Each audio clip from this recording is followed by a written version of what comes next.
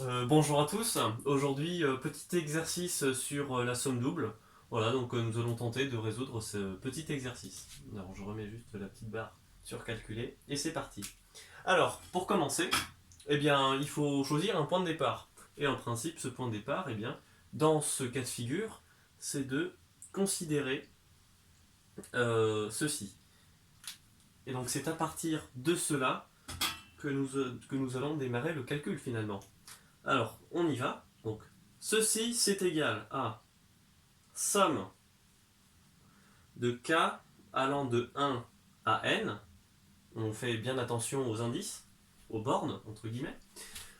Facteur de... Alors ici, par linéarité et par développement, il faut développer le k et le p avec la somme qui est devant. Donc, ça nous donne somme de p allant de 1 à n, on réécrit, hein, de k, plus, le plus qui est ici se retrouve là, pardon, toujours de somme, voilà. On réécrit proprement P de 1, P de 1 allant à n, pardon. P, et on ferme la parenthèse.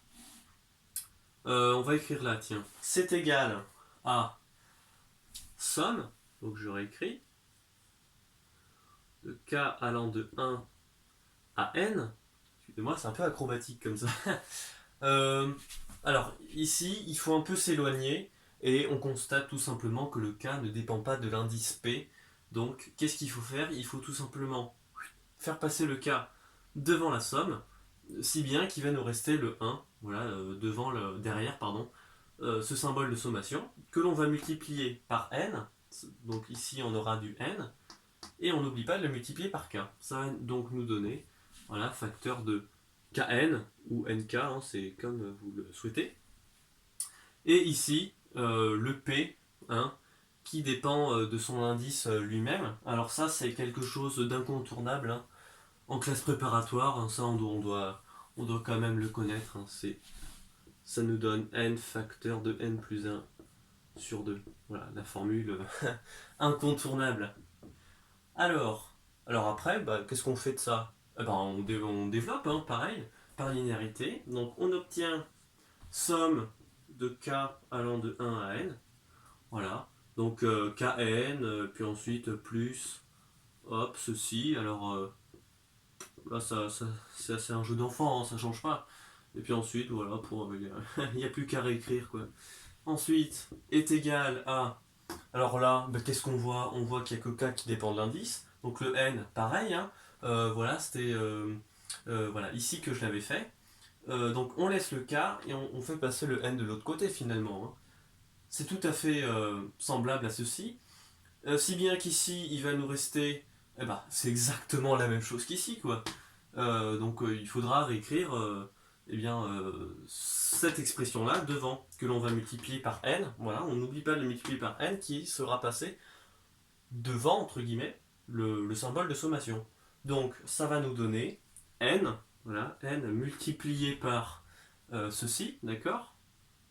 Donc ça va nous... Voilà, donc n facteur de n plus 1, le tout sur 2, voilà, c'est vous qui choisissez, hein, jusqu'où vous mettez la barre de fraction, plus, on réécrit, plus, alors, ça c'est bon, je dirais pas plus compliqué, mais voilà, ici il faut bien faire gaffe, hein, tout ça, ça ne dépend pas de l'indice K, donc il faut faire passer tout ça devant le symbole, ici il va nous rester 1 que l'on multiplie par n, donc en fait, qu'est-ce qui va nous rester? Au final, ça va donner la même chose, hein, n multiplié par ceci là qui était devant, comme je l'ai dit, devant le symbole de sommation.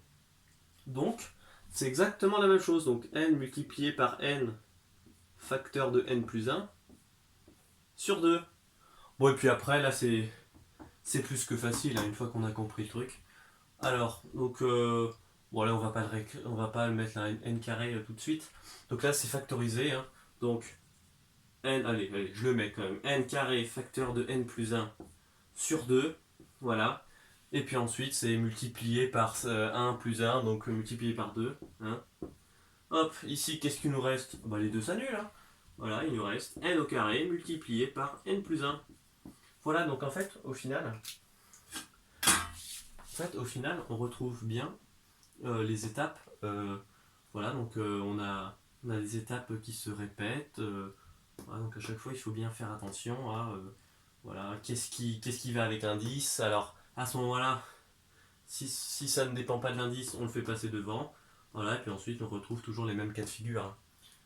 Donc voilà, j'espère que cette vidéo vous aura aidé.